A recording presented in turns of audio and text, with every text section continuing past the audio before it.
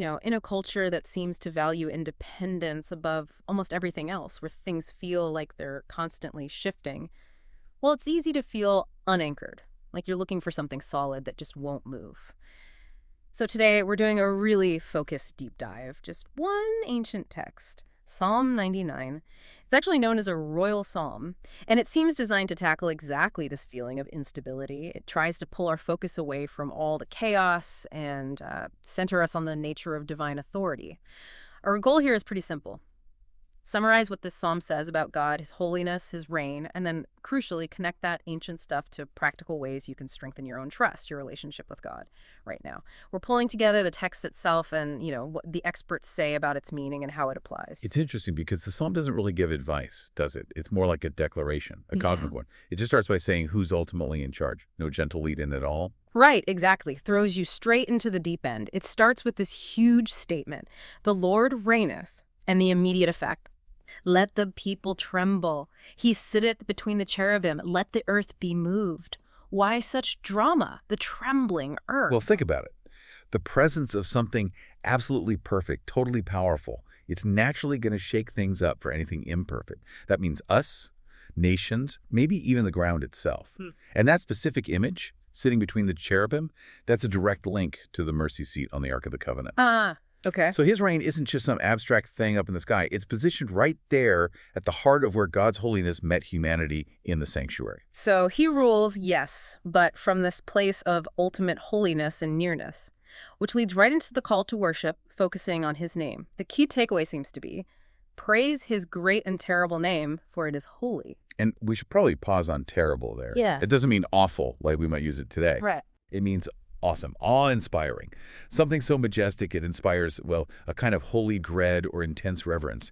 And that holiness, that's what defines the very character of his rule. Okay, so if God's defining trait is this set-apart, awesome holiness, what does that imply about how he actually governs? Verse 4 seems to tackle that. It says, his strength loveth judgment. And that's a really key difference from human rulers, isn't it?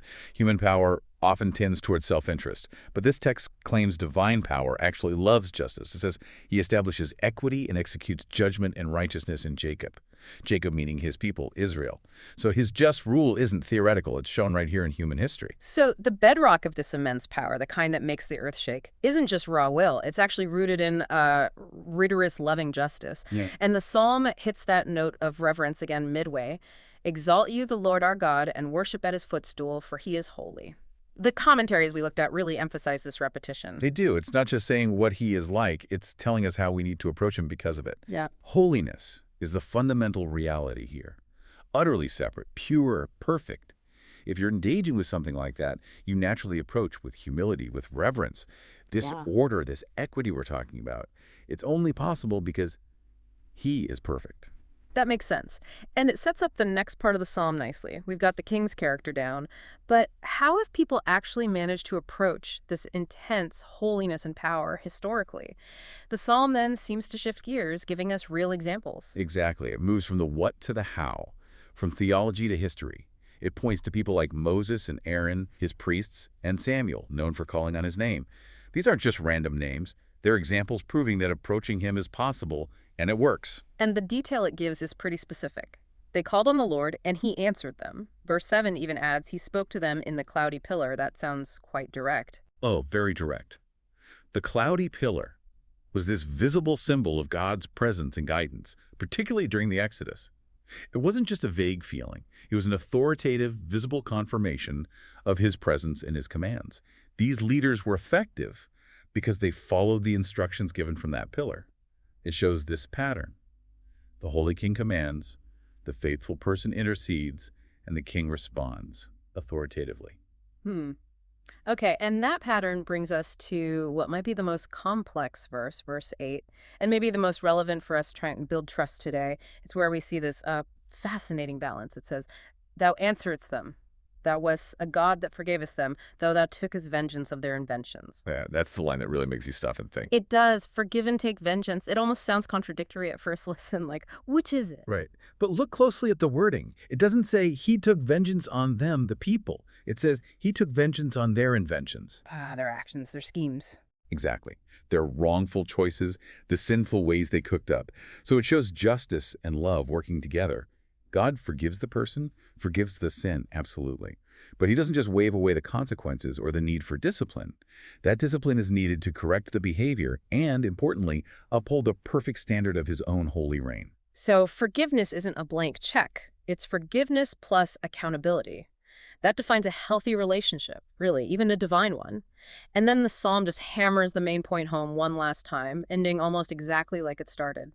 Exalt the Lord our God and worship at his holy hill, for the Lord our God is holy. Yeah, it circles right back. And if you take that whole picture of this holy, just, responsive, forgiving, yet accountable king well, it's a direct challenge to a lot of our modern ideas about authority and relationships. We need to figure out how to take this ancient picture and make it practical for strengthening our trust today. Yes, that's the goal, right? Modern application. In a world obsessed with autonomy, how does leaning into this kind of king actually strengthen us and deepen our connection? Well, the first big principle seems to be we need to respect divine authority. Our culture often paints authority as inherently bad, like something to escape from. Ultimate freedom is seen as total independence.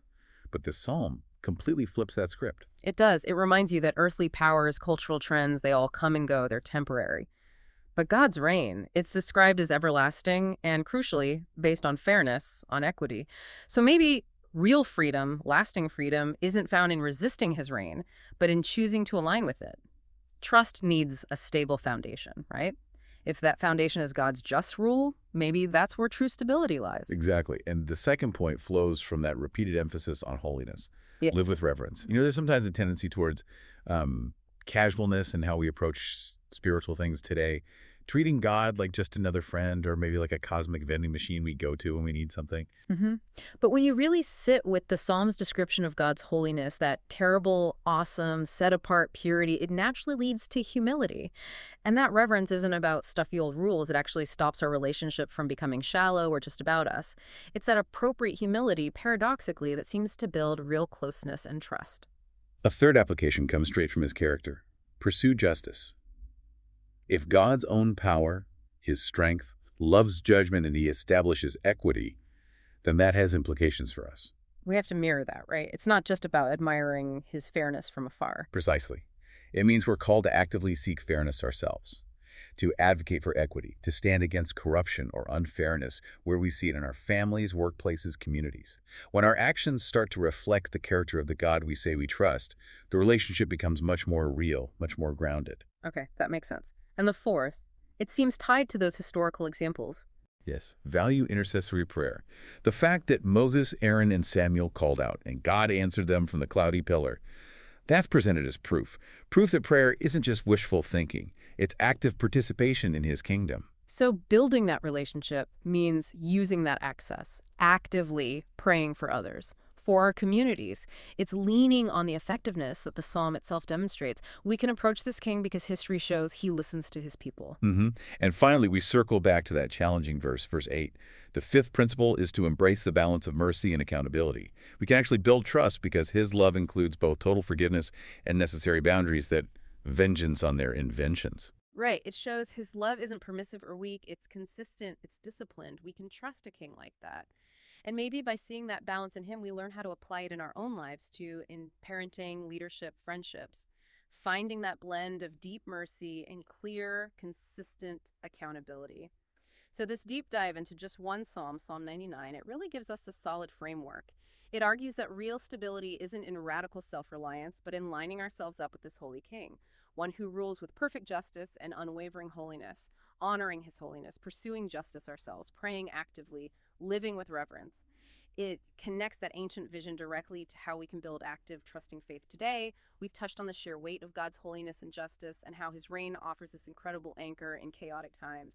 So now that you have this wisdom, this ancient blueprint, how will you apply this information in your life? Thank you for taking this deep dive with us.